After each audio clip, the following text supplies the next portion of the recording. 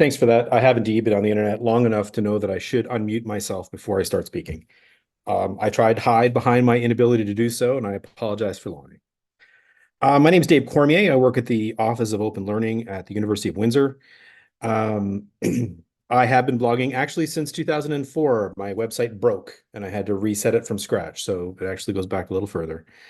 I want to tell a couple stories today, and the storytelling I agree with previous speaker. I love the idea of storytelling for this kind of stuff. I'm a huge believer in the power of story. And I want to tell three student stories. And I think that they represent three different kinds of challenges that students have right now. The first one I've told many times, and if you've heard me tell this story, I apologize, but I still think it's relevant. This is a student who worked for me. His name was Brandon. He came up, we were in a meeting one day. This is during the pandemic. And we're a week and a half into working together, and he stops me in the middle of a sentence and goes, "Look, I need to apologize to you."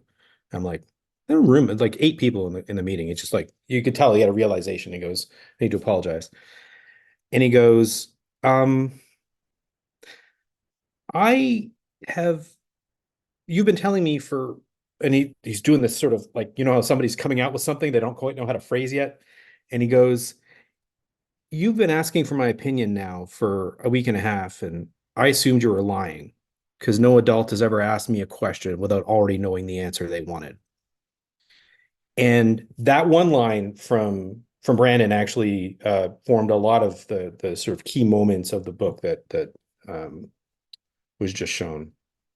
And I think it really goes to what a student thinks their job is, and what we increasingly move towards the idea that a student's job is to win the game of school, so that a classroom is one where a teacher holds up a magical piece of information and then hides it behind their hand and goes, "What have I got behind my hand?"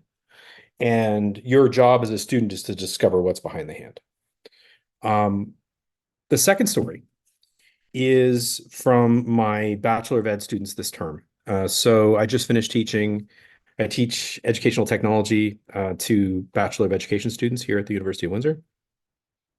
We were in the last class of the term. And we're having a chat and we're having this and I've got this thing where I brought in an article from the New York Times from 1977.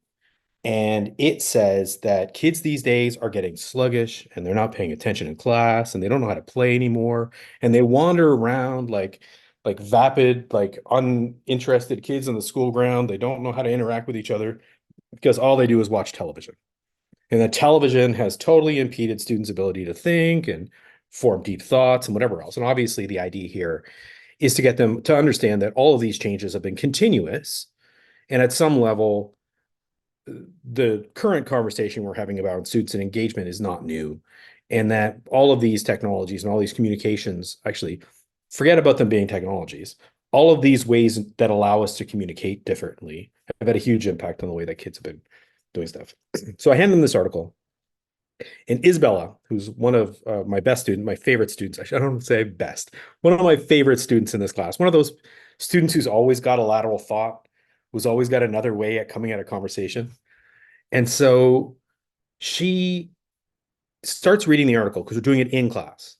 She starts reading it, and maybe 3.5 minutes in, she starts to do one of these, and she starts to fade off, and she's stretching, and she's looking around, and I'm like, "Isabella, is that article too long?"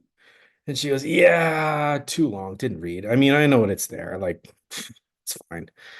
And I look at her and I go, "Isabella, what do you want to do as a teacher?" "Oh, I want to be in grade five. I want to teach grade five. That's my goal." "So, do you want your kids to be able to read for longer than 3 minutes?" And she goes, "Well, yeah."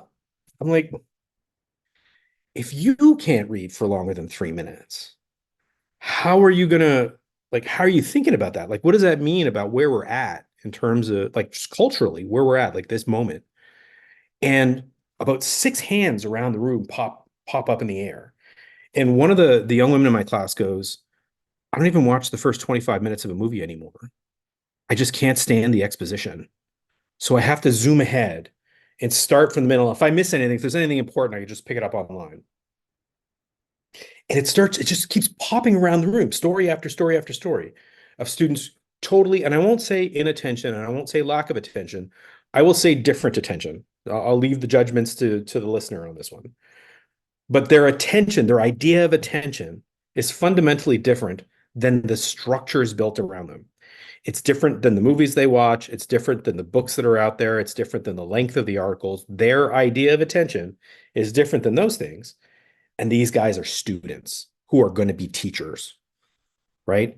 And so at that moment, for I don't know, maybe the third time in my whole career as a teacher, the whole classroom stopped and went, "Oh my God, is this what the class is about?" And I'm like, "Yeah, yeah, this is what the class is about, like the impact of technology on how we think about learning." Um, but their attention does not match the world around them, right? The structures, the inherited structures of the world around them. Or at least that's what we came out of that conversation with those students in that class. Third story, we're doing a session for faculty, and we've got a PhD student who also teaches who's in that session. We're in the middle of talking about how students research and how to do research and how we care about how things are done. And she stops us all. That she goes, "Nope. Trent, were you in that meeting? I saw you nodding your head. You may have been there." So she goes, no, I don't read any research articles anymore. All I do, you've told me, you've been very specific about this. And by you, she doesn't mean me. She means you, like you people. You've told me that I need to cite my arguments inside of my essay. So what I do is I go to Google Scholar, I search for something that I need, I find an article, I control F through that article, I copy and paste out the quote that I need, and I post it in my paper, which is the accomplishment of what you have tasked me to do. And well, and then like, well, it's important to reach. Like, nobody's ever told me that. Nobody's ever told me that it's important. Nobody's ever told me to read around. Nobody's ever told me any of those things. All they've told me to do is to cite the argument, which is what I'm doing. So I am not in breach of contract. The fact that you wanted something else is not my fault. And I look at these three stories together. To me, when we look at the challenges we have with students inside of an average university classroom, we have this idea that they themselves think that there's a game of school that they're meant to conquer, right? Like that doing it right is doing what they're told. There's this obedience contract that's there.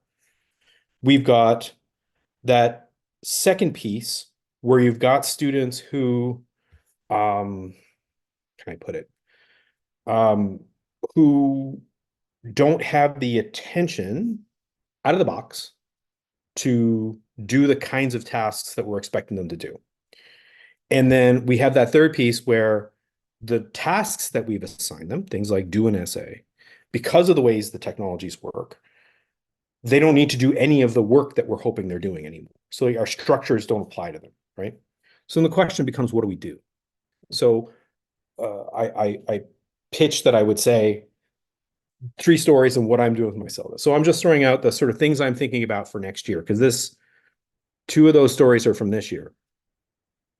I've already started doing a lot of like carving through what it means, like just real hardcore epistemic conversations with my students.